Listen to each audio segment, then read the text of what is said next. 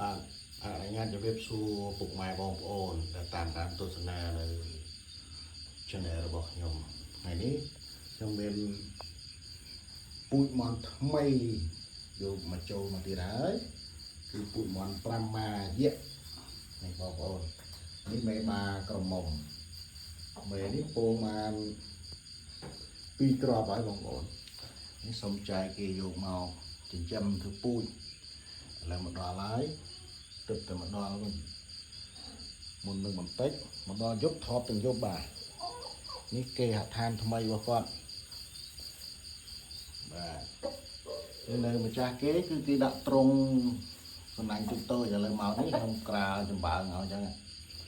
ហើយដាក់បដោះសន់សិនចាំមើលស្អែកព្រឹក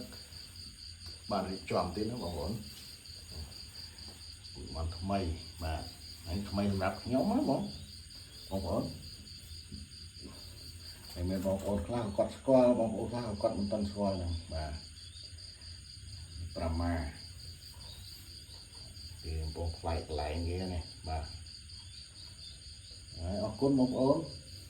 ដែលបានតាមដានទស្សនាវីដេអូខ្ញុំបាទអរគុណច្រើន